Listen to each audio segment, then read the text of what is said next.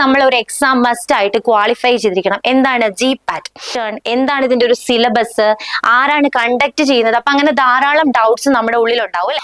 ഓരോ സബ്ജക്ട്സിലെയും ഓരോ ഇമ്പോർട്ടന്റ് കൺസെപ്റ്റ്സിനെ പറ്റിയും കൃത്യമായിട്ടൊരു ധാരണ നമ്മൾ പ്രൊവൈഡ് ചെയ്യുന്നുണ്ട്. മൊത്തത്തിൽ ഓൾ ഓവർ ദി ഇന്ത്യ എല്ലാ സ്റ്റുഡൻസും അപ്പിയർ ചെയ്യുന്ന ഒരു എക്സാം ആണ്. Hi all, welcome back to Edus academy. Pharmacy ഫീൽഡിൽ അക്കാഡമിക്കലി ഗ്രോ ചെയ്യണം, അല്ലെങ്കിൽ അക്കാഡമിക്കലി എക്സലൻസ് കിട്ടണം എന്നൊക്കെ ആഗ്രഹമുള്ളവരാണെങ്കിൽ, ഇനി BPharm കഴിഞ്ഞിരിക്കുന്നവരാണെങ്കിൽ നേരെ മാസ്റ്റേഴ്സിലേക്ക് വെക്കും, അല്ലെങ്കിൽ മാസ്റ്റേഴ്സ് കഴിഞ്ഞിരിക്കുന്നവരാണെങ്കിൽ PhD അഡ്മിഷൻ വേണം അല്ലെ. അപ്പൊ ഇതിനൊക്കെ നമ്മൾ ഒരു എക്സാം മസ്റ്റ് ആയിട്ട് ക്വാളിഫൈ ചെയ്തിരിക്കണം. എന്താണ് GPAT. അപ്പൊ എല്ലാ ഇയറും നമ്മുടെ GPAT എക്സാം ഉണ്ട്. അപ്പൊ എന്താണ് GPAT എക്സാം, ആർക്കൊക്കെ ഇത് അപ്ലൈ ചെയ്യാൻ പറ്റും, എന്താണ് ഇതിന്റെ ഒരു എക്സാം പാറ്റേൺ, എന്താണ് ഇതിന്റെ ഒരു സിലബസ്, ആരാണ് കണ്ടക്ട് ചെയ്യുന്നത്, അപ്പൊ അങ്ങനെ ധാരാളം ഡൗട്ട്സ് നമ്മുടെ ഉള്ളിൽ ഉണ്ടാവും അല്ലെ. അപ്പൊ BPharm പഠിച്ചുകൊണ്ടിരിക്കുന്ന സമയമാണെങ്കിൽ ഒരു 5th സെം അല്ലെങ്കിൽ ഒരു 4th സെം അല്ലെങ്കിൽ എസ്പെഷ്യലി ഒരു 7th സെം ഒക്കെ ആകുമ്പോഴത്തേക്കും GPAT എഴുതണോ വേണ്ടയോ എന്നുള്ള കുറെ ഡൗട്ട്സും കാര്യങ്ങളൊക്കെ നമ്മുടെ ഉള്ളിലുണ്ടാവും. അപ്പോൾ ആ ഒരു എക്സാം ആയിട്ട് റിലേറ്റ് ചെയ്തിട്ടുള്ള ഏതാനും കുറച്ച് ഇൻഫോർമേഷൻസ് നിങ്ങളുമായിട്ട് ഷെയർ ചെയ്യാണ്. അപ്പൊ ഫസ്റ്റ് ഓഫ് ഓൾ അറിഞ്ഞിരിക്കുക, ഇത് എന്താണ്, ഒരു നാഷണൽ ലെവൽ, അതായത് ഓൾ ഇന്ത്യ എൻട്രൻസ് എക്സാം ആണ് നമ്മുടെ GPAT. അതായത് നമ്മുടെ നീറ്റ് പോലെയൊക്കെ തന്നെയുള്ള ഒരു നാഷണൽ ലെവൽ എൻട്രൻസ് എക്സാം ആണ്. മെയിൻ ആയിട്ടും നമ്മുടെ BPharm കഴിഞ്ഞിരിക്കുന്ന കുട്ടികളാണെങ്കിൽ മാസ്റ്റേഴ്സിൽ അഡ്മിഷൻ എടുക്കാൻ വേണ്ടിയിട്ടും, MPharm കഴിഞ്ഞിരിക്കുന്നതാണെങ്കിൽ PhDക്ക് അഡ്മിഷൻ കിട്ടാൻ വേണ്ടിയിട്ടുമാണ് മെയിൻ ആയിട്ട് ഈ എക്സാം എഴുതേണ്ടത്.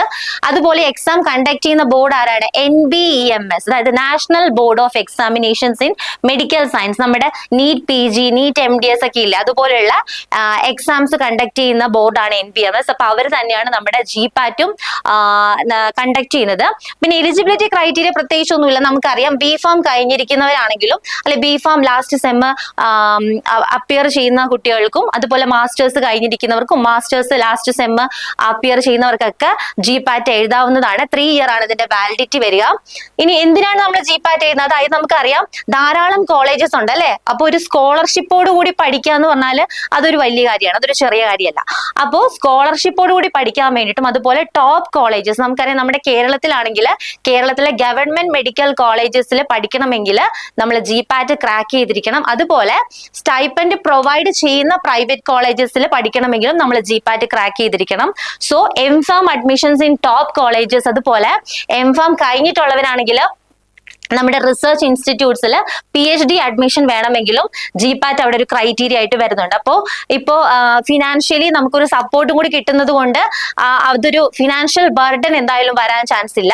പിന്നെ അതുപോലെ നമ്മൾ എന്തുകൊണ്ട് കറക്റ്റ് ആയിട്ട് പ്രിപ്പയർ വെച്ചാൽ ഓരോ വർഷം കൂടുന്തോറും ഇതിന്റെ ഒരു കോമ്പറ്റീഷൻ, ഏതൊരു എക്സാം എടുത്തോട്ടെ, ഏതൊരു എക്സാം ആണെങ്കിലും ഓരോ ഇയർ കഴിയും തോറും അതിന് അപ്പിയർ ചെയ്യുന്ന സ്റ്റുഡൻസിന്റെ എണ്ണം കൂടി വരികയാണ് അല്ലെ. അത് അത്രത്തോളം കോമ്പറ്റീഷൻ വരികയാണ്. അപ്പൊ ഒരു കൃത്യമായിട്ടൊരു സ്റ്റഡി സ്ട്രാറ്റജിയോട് കൂടി നമ്മൾ പഠിക്കുകയാണെങ്കിൽ മാത്രമാണ് ഏതൊരു എക്സാമും നമുക്ക് ക്രാക്ക് ചെയ്യാൻ പറ്റുള്ളൂ. വെറുതെ പോയിട്ട് എഴുതുകയാണെങ്കിൽ അത് നടക്കുന്ന കാര്യമല്ല, കാരണം അത്രത്തോളം കോമ്പറ്റേറ്റീവ് ആണ് നമ്മുടെ വേൾഡ് ഇപ്പോൾ. സോ കറക്റ്റ് ആയിട്ടൊരു സ്റ്റഡി സ്ട്രാറ്റജി നമുക്ക് വേണം. ഇനി അടുത്ത എന്താണ്, എക്സാം പാറ്റേൺ.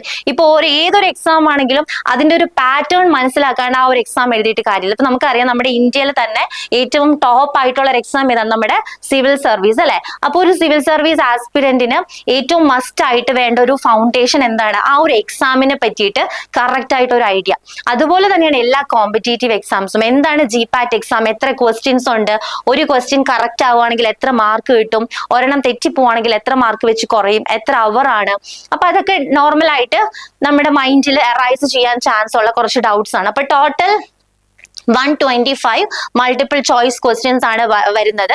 അത് ടോട്ടൽ 500 മാർക്സ് ആണ്. ഒരു ക്വസ്റ്റ്യൻ കറക്റ്റ് ആവുകയാണെങ്കിൽ +4 മാർക്സും, ഒരെണ്ണം തെറ്റിപ്പോവാണെങ്കിൽ നെഗറ്റീവ് മാർക്കിംഗ് -1 ആണ്. ടോട്ടൽ ഡ്യൂറേഷൻ 3 അവർ ആണ്. കമ്പ്യൂട്ടർ ബേസ്ഡ് ടെസ്റ്റ് ആണ്. പിന്നെ അറിഞ്ഞിരിക്കേണ്ടത് അതിന്റെ സിലബസ് അല്ലെ. ഇത് മാത്രമല്ല, ഇത്രയും ഈ ഒരു 4 സബ്ജക്ട്സ് മാത്രമല്ല, നമ്മുടെ എൻറ്റയർ BPharm സിലബസ് ആണ് നമ്മുടെ GPATന്റെ സിലബസ് ആയിട്ട് വരുന്നത്. ഫാർമസ്യൂട്ടിക്സ്, ഫാർമക്കോളജി, ഫാർമസ്യൂട്ടിക്കൽ കെമിസ്ട്രി, ഫാർമക്കോഗ്നസി, ഇത്ര എന്താണ് നമ്മുടെ ബേസിക് ആയിട്ടുള്ള കോർ സബ്ജക്ട്സ് ആണ്. ഇത്രയും സബ്ജക്ട്സിൽ നിന്ന് കൂടുതൽ ക്വസ്റ്റ്യൻ വരാം, പക്ഷെ ഓരോ ഇയറും അത് മാറും, കാരണം ഇറ്റ് ഡിപ്പെൻസ്. ഇപ്പൊ ഒരു ഇയറിൽ ഫാർമസ്യൂട്ടിക്കൽ കെമിസ്ട്രി എന്നാണ് കൂടുതൽ ക്വസ്റ്റ്യൻ എങ്കിൽ നെക്സ്റ്റ് ഇയറിൽ ഫാർമസ്യൂട്ടിക്സിൽ നിന്നായിരിക്കും, ചിലപ്പോ അതിന്റെ അടുത്ത ഇയറിൽ ഫാർമക്കോളജി എന്നായിരിക്കാം. അപ്പൊ ഈ 4 സിലബസ് ആണ് കോർ നമ്മുടെ പില്ലേഴ്സ് എന്ന് പറയുന്നത്. So pharmaceutics, pharmaceutical chemistry, ഫാർമക്കോഗ്നസി and pharmacology. Okay, അപ്പൊ ഇത്രയും സബ്ജക്ട്സ് തറവായിട്ട് അറിഞ്ഞിരിക്കണം. പിന്നെ ബാക്കിയുള്ള സബ്ജക്ട്സ് ഒക്കെ ഉണ്ട്, നമ്മുടെ human anatomy, pathophysiology, physical pharmacy, ഈ ഒരു വിങ് ആയിട്ട് റിലേറ്റ് ചെയ്തിട്ടുള്ള ബാക്കി സബ്ജക്ട്സുകൾ എല്ലാം വരുന്നുണ്ട് നമ്മുടെ സിലബസിനകത്ത്. അപ്പൊ നമ്മുടെ എജ്യൂസ് അക്കാഡമി, അപ്പൊ നമുക്കറിയാം ഈ വർഷത്തെ GPAT ഓൾറെഡി കഴിഞ്ഞു. നെക്സ്റ്റ് ഇയർ GPAT-ന് വേണ്ടിയിട്ട്, അപ്പൊ ഇത് ശരിക്കും പറഞ്ഞിട്ടുണ്ടെങ്കിൽ ഒരു 1-2 മാസം കൊണ്ട് പ്രിപ്പയർ ചെയ്യുകയാണെങ്കിൽ, അത്രയും ഡെഡിക്കേറ്റഡ് ആയിട്ട് ഇരുന്ന് പഠിക്കുകയാണെങ്കിൽ ഓക്കെ ചിലപ്പോൾ ക്രാക്ക് ചെയ്യാൻ പറ്റും. അല്ലാണ്ട് കുറച്ച് പഠിക്കാൻ സ്ലോ ആയിട്ടുള്ളവരാണെങ്കിലും, അല്ലെങ്കിൽ എനിക്ക് എങ്ങനെയെങ്കിലും ഒരു അഡ്മിഷൻ കിട്ടണം, അതും സ്കോളർഷിപ്പോടുകൂടി പഠിക്കണം എന്നൊക്കെ ഇൻട്രസ്റ്റ് ഉള്ള ആൾക്കാരാണെങ്കിൽ മുന്നേ പഠിച്ചു തുടങ്ങുക. അപ്പൊ നമ്മുടെ ഏറ്റവും പുതിയ ബാച്ച് വരുന്ന ഓഗസ്റ്റിൽ സ്റ്റാർട്ട് ചെയ്യുന്നുണ്ട് GPAT-ന്റെ. അപ്പൊ അതിന്റെ നമ്മുടെ കോഴ്സ് ഫീച്ചേഴ്സ് എന്തൊക്കെയാണ്? അതായത് conceptual clarity and MCQ practice. അതായത് നമുക്കറിയാം GPAT ജസ്റ്റ് ഒരു പ്രാവശ്യം ഓടിച്ചു വായിച്ച് വിട്ട് പോയി എഴുതാൻ പറ്റുന്ന ഒരു ടൈപ്പ് അല്ല. അതായത് ഓരോ സബ്ജക്ട്സിലെയും ഓരോ ഇമ്പോർട്ടന്റ് കൺസെപ്റ്റ്സിനെ പറ്റി കൃത്യമായിട്ടൊരു ധാരണ നമ്മൾ പ്രൊവൈഡ് ചെയ്യുന്നുണ്ട്. അതുപോലെ ആ ഒരു ടോപ്പിക് റിലേറ്റ് ചെയ്തിട്ടുള്ള മൾട്ടിപ്പിൾ ചോയ്സ് ക്വസ്റ്റ്യൻസ്, നമുക്കറിയാം നമ്മുടെ ടെസ്റ്റ് MCQ ടെസ്റ്റ് ആണല്ലേ, അപ്പൊ അതുപോലെ ഒരു ടോപ്പിക്കിൽ നിന്ന് വരാൻ ചാൻസ് ഉള്ള മൾട്ടിപ്പിൾ ചോയ്സ് ക്വസ്റ്റ്യൻസ് നമ്മൾ പ്രാക്ടീസ് ചെയ്യുന്നുണ്ട്.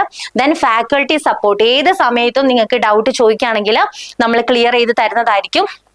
ഒരു സ്ട്രോങ് ഫാക്കൾട്ടി സപ്പോർട്ട് നിങ്ങൾക്ക് കിട്ടുന്നതായിരിക്കും. പിന്നെ അതുപോലെ എടുത്തു പറയേണ്ട ഒരു കാര്യമാണ് മെന്റർ സപ്പോർട്ട്. നിങ്ങൾക്ക് ഇൻഡിവിജ്വൽ ആയിട്ട് ഒരു മെന്റർ ഉണ്ടായിരിക്കുന്നതാണ്. നിങ്ങൾക്ക് എന്തെങ്കിലും ലൈക്ക് ഇൻകൺവീനിയൻസോ എന്തെങ്കിലും സജഷൻസ് ഒക്കെ നിങ്ങൾക്ക് കൺവേ ചെയ്യണമെങ്കിൽ നിങ്ങളുടെ മെന്ററിനെ അറിയിക്കാം.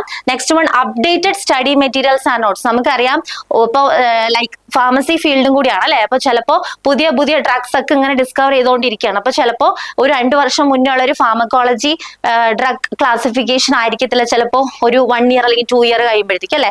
അപ്പൊ അതിങ്ങനെ മാറിക്കൊണ്ടിരിക്കും. സോ അപ്ഡേറ്റഡ് ആയിട്ടുള്ള നോട്ട്സ് ആയിരിക്കും നമ്മൾ പ്രൊവൈഡ് ചെയ്യുന്നത്. Then doubt solving support which is related to the faculty.